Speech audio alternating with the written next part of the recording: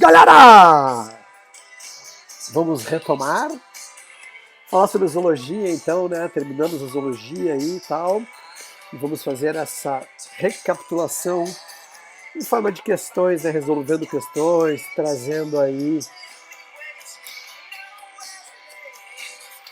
características dos grupos, certo, galera? Vamos lá. Então, esse foi Pixies. Então vamos lá. Uh, Questãozinha somatória da Wayne. Considere um humano que possui, vivendo em seu intestino, machos e fêmeas de um eucarioto multicelular com simetria bilateral, triblástico, vivendo em seu intestino. Eucarioto multicelular. É um verme, né, provavelmente. Porque protozoário é unicelular. Simetria bilateral. Pode ser um plateuminto. Triblástico pode ser um plateuminto. Pseudocelomado só pode ser um nemateuminto, certo? E com sistema digestório completo. Inclusive, os nemateumintos foram os primeiros a ter sistema digestório completo e digestão exclusivamente extracelular. Assinale o que for correto. Com base nas características mencionadas, esse humano pode estar com esquistossomose. Esquistossomose, o verme é o Schistossoma mansoni. Esse verme, ele é um verme da classe Trematoda do filo Plateuminto. E a questão está falando de um pseudocelomado, ou seja, um verme nemateuminto, asqueuminto ou um nemateuminto. Então não pode ser esquistossomose. E outra, o esquistossomo não vive dentro do intestino, ele vive em vasos sanguíneos do sistema porta-hepático, lá naqueles vasos sanguíneos que estão entre o fígado e o intestino, certo? O fígado, baço e o intestino. Os organismos citados são consumidores, são animais, né, consumidores, né, não são produtores de uma cadeia alimentar, são consumidores, e suas células possuem citoesqueleto. Toda célula tem citoesqueleto, verdade. O humano pode ter se contaminado quando ingeriu carne de porco com cisticercos. Daí estaríamos falando da teníase. A pessoa, de fato, tem uma tênia no intestino, só que a tênia é um verme plateuminto, certo? Da classe Cestoda. E a gente está falando de um nemateuminto. Então a 4 não pode ser. E, de acordo com o que está escrito sobre a teníase, estaria certo, ingeriu carne de porco com cisticercos, mas não pode ser teníase. É um nemateuminto e não um plateuminto. O humano possui em seu intestino animais com corpo alongado. E verdade. Vermes têm corpo alongado. Cilíndricos, nemateumintos, nematofio, forma de fio, e com as extremidades afiladas, que foi justamente uma característica deles que eu falei na aula. Né? Eles têm o corpo fino, longo, fino e com as pontas bem fininhas, bem afiladas, certo? Nemateuminto. A forma multicelular dos organismos citados se desenvolveu através de divisões meióticas. Não posso ficar nem mais um minuto sem saber que por mitose embrião, mitose embrião. Essa é a parte, versão remixada.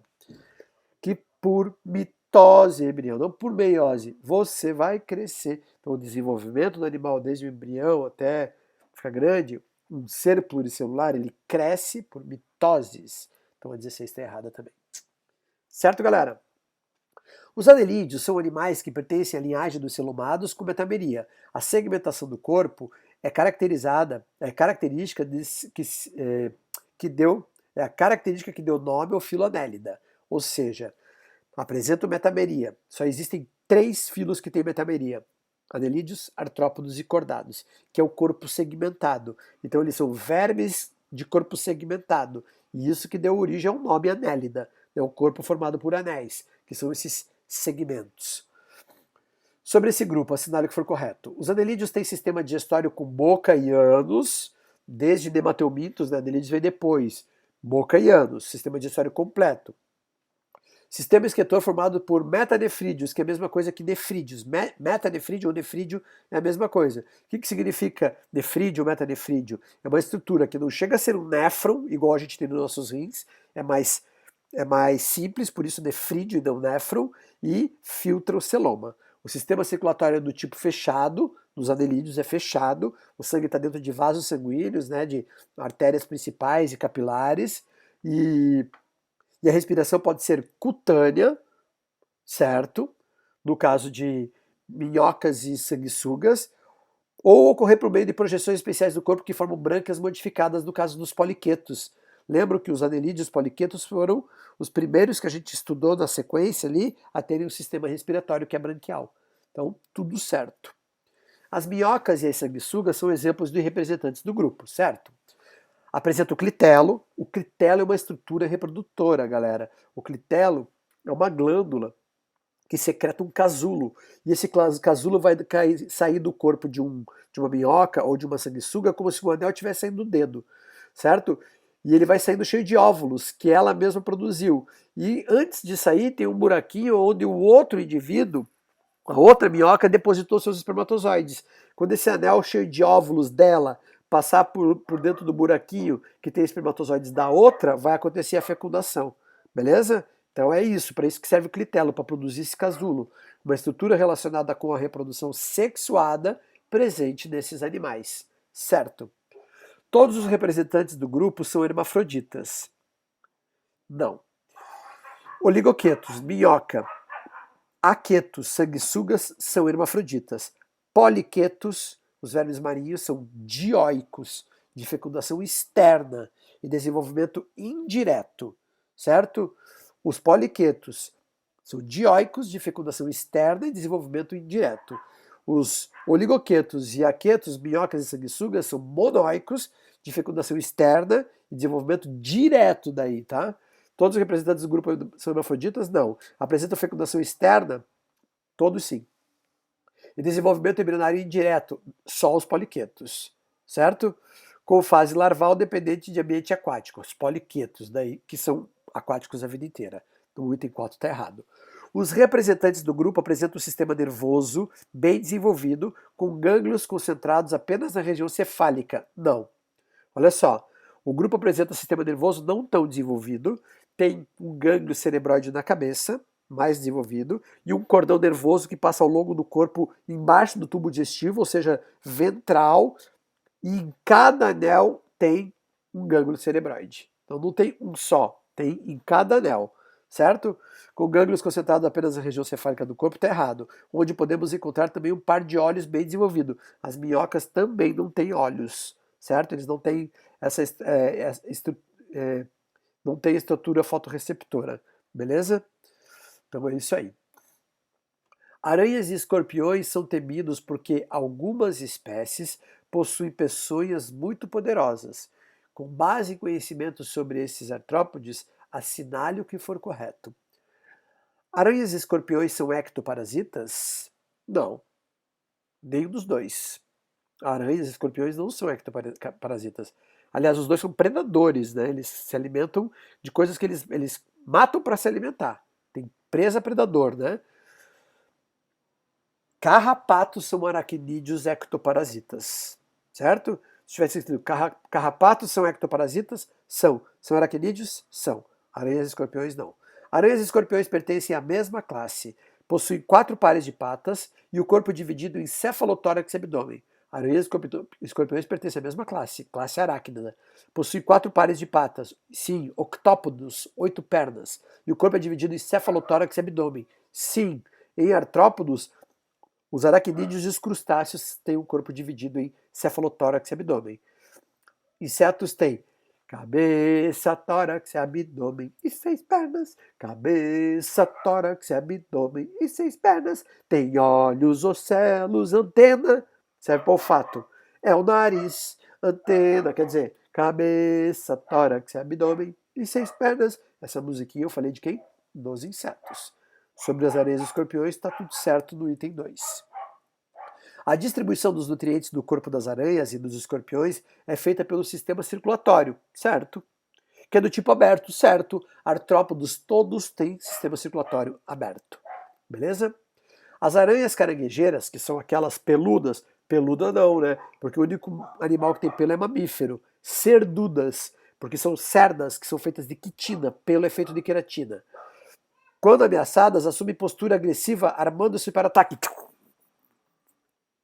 Armando. Qual é a aranha que se arma para o ataque? A armadeira, não a caranguejeira. Sua picada pode causar fortes dores musculares.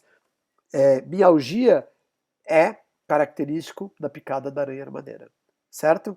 Isso foi o item, que é bem coisa da UEM, né? Cobrar esse tipo de coisa assim, tipo sintoma da picada de uma aranha.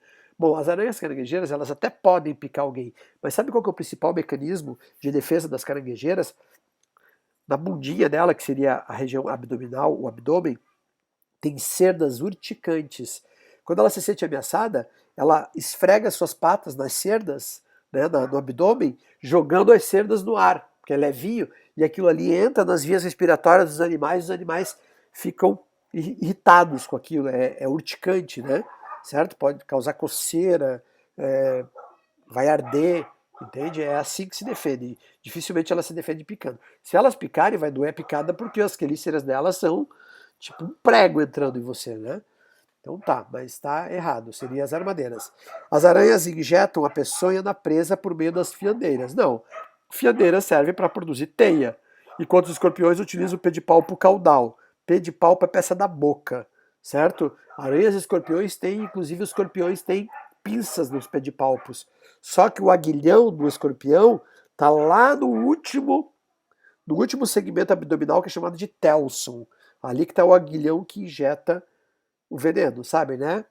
Por onde sai. E as aranhas injetam pelas quelíceras, certo, galera? O seu veneno.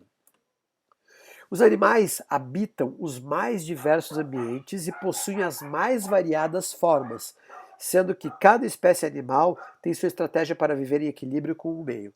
Analise as afirmações abaixo e assinale o que for correto. Os moluscos e anelídeos apresentam um sistema circulatório aberto. Não. Moluscos, sim. Preste atenção.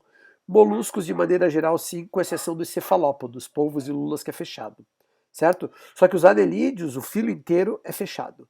Adequado para o tipo de vida desses animais. O sangue circula dentro dos vasos, sob alta pressão, retornando ao coração de forma rápida. Não, então está errado o item. Né? Moluscos é aberto, e essa história de alta pressão é no fechado, que seria daí nos anelídeos, e na exceção dos moluscos, que são os cefalópodes. Em insetos, as traqueias são estruturas adaptadas à respiração aérea. Sim, lembre-se que as traqueias oxigenam diretamente os tecidos, não o sangue. Trata-se de invaginações muito ramificadas, tem uma abertura que está para o lado de fora do corpo, várias, né? São os espiráculos, por ali entra o ar, daí ramifica na parede do corpo que terminam próximo às células, nutrindo os tecidos. As trocas gasosas ocorrem diretamente entre as células e as traqueias. Certo, não é entre o sangue e as células, entre as células e as traqueias. Verdade. O esqueleto hidrostático é uma cavidade cheia de água sustentando o corpo. Ocorre principalmente em animais com cavidades corpóreas amplas, como os anelídeos. Sim, anelídeos, inclusive, os primeiros celomados. Quando o músculo de uma região do corpo se contrai, cria-se uma pressão hidrostática no líquido contido na cavidade corporal e essa pressão é transmitida em todas as direções, modificando o corpo do animal. É verdade.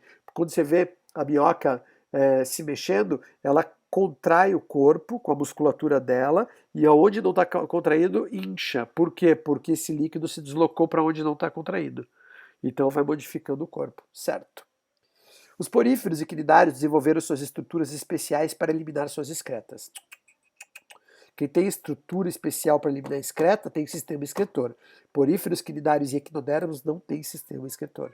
Certo? São redes de túbulos que percorrem o corpo do animal e apresentam na extremidade das ramificações células especializadas denominadas células flama. Bom, isso seria plateumintos, que inclusive foram os primeiros. Então, olha só, se tivesse escrito assim, os plateumintos desenvolveram estruturas especiais para eliminar suas excretas e realizar a osmorregulação? Certo. São redes de túbulos que percorrem o corpo, células flama? Certo. Se fosse plateumintos, estaria certo. Beleza? Em relação a algumas características evolutivas da fisiologia animal, assinale o que for correto. Os peixes de grande porte possuem respiração cutânea, fazendo as trocas gasosas com o ambiente pela superfície corporal. Não. Peixes, galera, têm respiração branquial, não respiração cutânea. Tá? Vertebrados têm respiração cutânea, os anfíbios. Os anfíbios têm. Além de ter pulmão, eles também têm respiração cutânea. Mas peixes não, a respiração dos peixes é branquial. Desde anelídeos, todos os grupos que a gente viu, aquáticos, têm respiração branquial. Então vamos relembrar. Anelídeos, os poliquetos, né? Respiração branquial. Depois a gente estudou os moluscos aquáticos, respiração branquial. Depois a gente estudou os artrópodos. Quem são os artrópodos aquáticos? Os crustáceos, respiração branquial. Depois vieram os equinodermos, que são aquáticos, branquial. Depois estudamos as sídeas, as ofióxia, as lampreias e os peixes dentro do filocordata com respiração branquial, todos aquáticos. Os girinos, fase aquática dos anfíbios, respiração branquial. Anfíbio adulto, pulmonar, réptil, ave, mamífero pulmonar. Certo? Então tá errado essa informação dos peixes. Nos artrópodes, o sistema circulatório é aberto. Certo? Já que os vasos têm as extremidades abertas e o fluido hemolinfa, que é o nome do sangue, passa para as cavidades corporais, as hemocélulas, hemocélula, cavidade de sangue, né? Onde o sangue enche essas cavidades. Cele é cavidade e hemo é sangue. Ou lacunas, são espaços, né? Entrando em contato direto com os tecidos para a troca de substâncias. Isso aí, certíssimo. 8.2. As aves apresentam algumas especializações do tubo digestivo, como o papo, especializado no armazenamento e umedecimento do alimento, certo? Além da moela, região musculosa com função de triturar o alimento. Lembram? Eu não sei se quando vocês forem assistir o Retomacoque, acho que vocês já assistiram a aula de aves, né? Acho que já. Daí assim, ó. A galinha tem bico, né, que seria a boca com bico, faringe e esôfago. A gente também tem, né? A boca, faringe e esôfago. Daí vem o papo, na gente vem o estômago. Depois do papo vem o proventrículo, certo? Depois a moela, e daí que vem o intestino. Do nosso é esôfago, estômago e intestino. Do das aves é esôfago, papo, proventrículo, moela. Papo umedece o alimento, armazena e umedece. Proventrículo, digestão química. Moela, digestão mecânica, tritura. Tudo certo. Os poríferos e protozoários apresentam um sistema excretor formado por protonefrídeos. Plateumintos tem protonefrídeos com célula-flama, constituído por célula-flama e um tubo ao qual ela se liga, permitindo a liberação de amônia ao meio. Olha como é importante a história da célula-flama relacionada aos plateumintos. Duas questões seguidas, que são questões, as duas da Universidade de Ponta Grossa, duas questões seguidas que eu botei no meu material. Não significa que foi na mesma prova e nem em anos seguidos, mas falaram das células-flama, certo? E lá relacionando a vermes, né? E aqui relacionando a poríferos e protozoários. Não, lá relacionado a poríferos e quinidários, eu acho. Bom, enfim. Vou voltar ali. Ó, os poríferos e quinidários, né? Então, ó, falando das células-flama relacionadas a poríferos e quinidários, ó, Universidade de Ponta Grossa, e aqui poríferos e protozoários, tá? Então, tá errado. Ou o cara é obcecado por isso. Mas aparece bastante célula-flama em questões de vestibular, tá? Daí é uma palavra-chave de plateumintos. Os nemateumintos excretam suas substâncias pelos túbulos de Malpighi. Não. Os nemateumintos têm o sistema tubular em forma de H. Quem tem túbulo de Malpighi são os insetos, os quilópodos e os diplópodos. Quilópodo, cetopeias e... Vai lacraia! Cetopeias e lacraias. E diplópodos, piolhos de cobra. Certo? Então tá. Nemateuminto, sistema tubular em H, filtro pseudoceloma. Os quais absorvem excreções da hemolinfa, isso os túbulos de Malpighi fazem, lançando-as na cavidade intestinal, isso os túbulos de Malpighi fazem, para posterior eliminação, daí junto com as fezes, é verdade. A urina e as fezes saem misturadas porque os túbulos de Malpighi que produzem que absorve os resíduos do sangue e joga esses resíduos no intestino, mistura com fezes e sai misturado. Então tá errado. Sobre algumas adaptações dos animais, assinale o que for correto. A bexiga natatória, presente em condrictis e actinopterídeos, possibilita a permanência do peixe em determinada profundidade.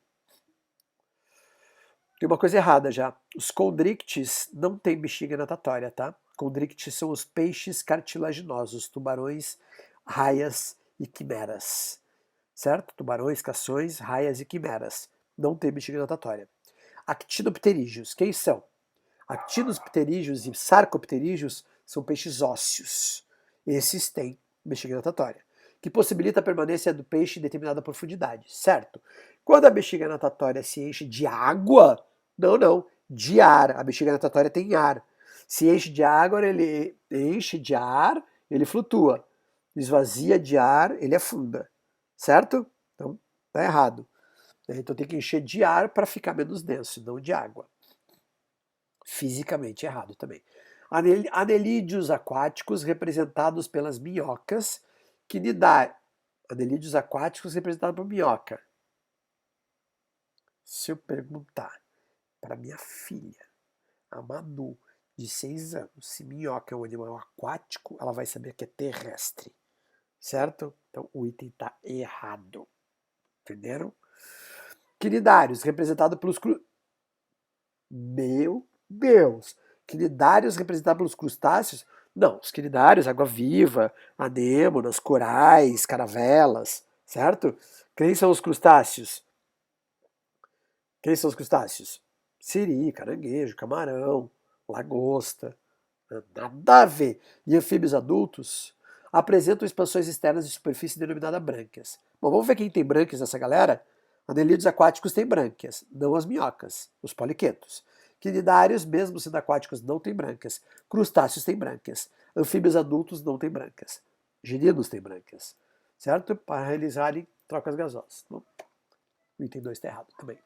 A presença de ossos pneumáticos, sacos aéreos e a excreção de ácido úrico são adaptações que facilitam a capacidade de voo das aves. Ossos pneumáticos são ossos ocos, cheios de ar dentro, sacos aéreos, que são bolsas conectadas ao pulmão, deixam o corpo menos denso, cheio de ar, e a excreção de ácido úrico. O ácido úrico ele surgiu nos répteis para quê? Para ocupar menos espaço dentro de um ovo, certo? As aves, elas durante a vida inteira produzem ácido úrico.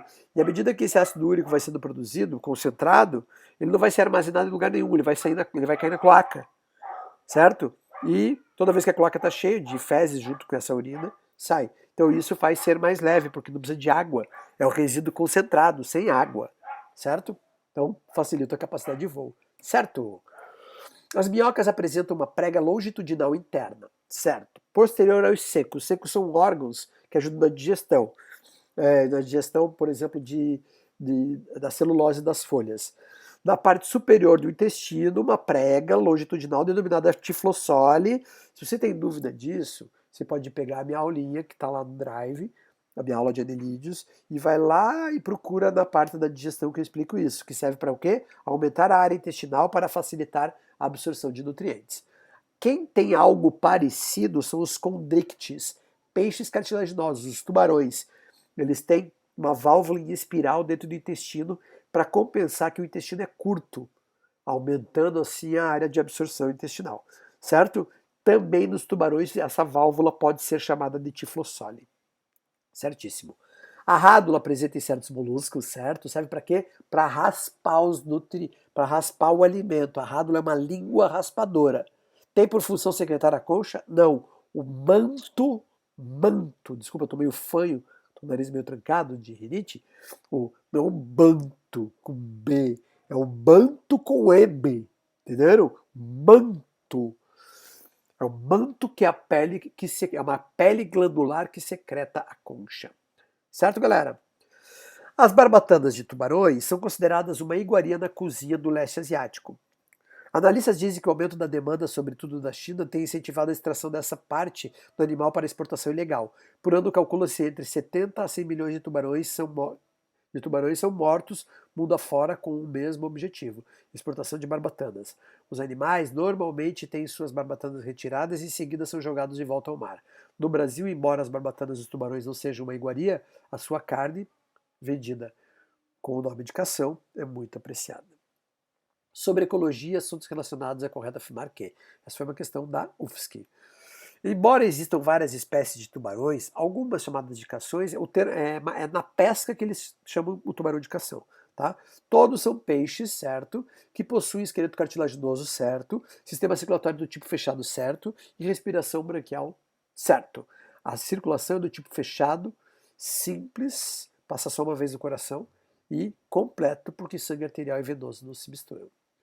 Predadores do topo de cadeia, como a grande maioria dos tubarões, são prejudiciais aos ecossistemas? Não. Os topos de cadeia alimentar eles ajudam o equilíbrio do ecossistema, pois tendem a se alimentar de grande quantidade de peixes ou focas, diminuindo essa população de maneira rápida. Não.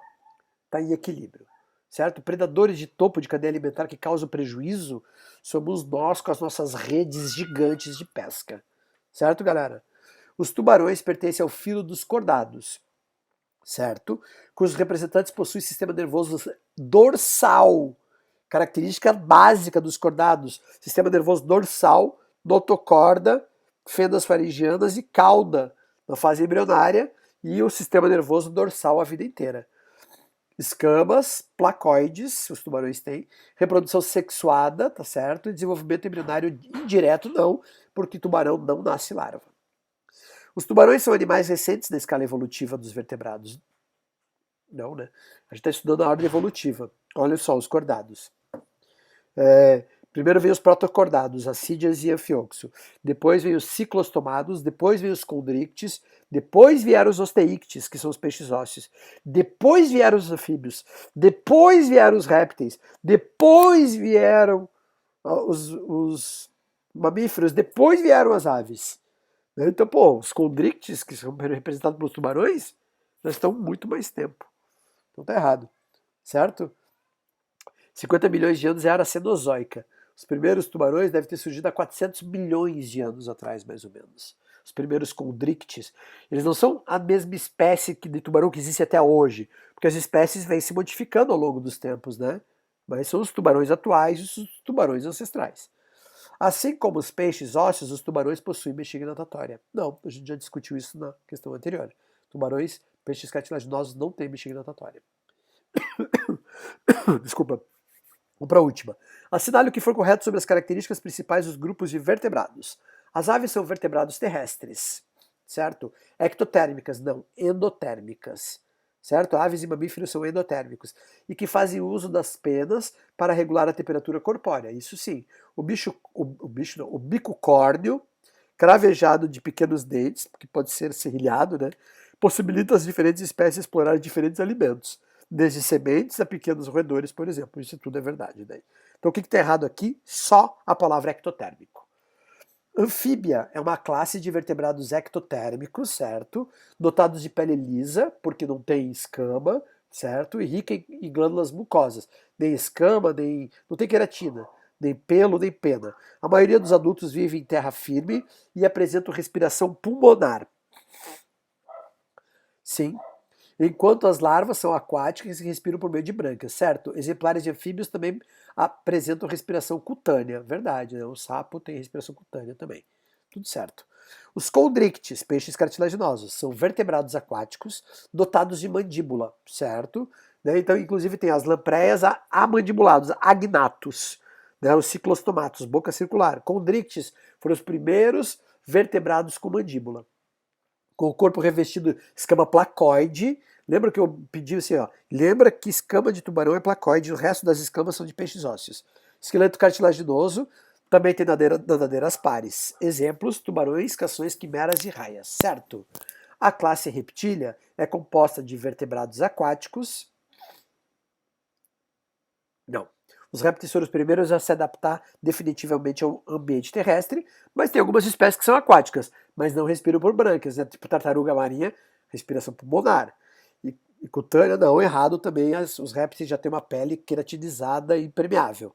E terrestre, respiração pulmonar, daí, né, todos, na verdade, pulmonar. São endotérmicos, errado também é ectotérmico. E seu desenvolvimento embrionário ocorre no interior dos ovos. Isso está certo. Exemplos, cobras, jacarés, tartarugas e lagartos, os exemplos estão corretos também. Certo, galera? Então, é isso aí. E essa foi a aula de hoje. E até a próxima. Valeu!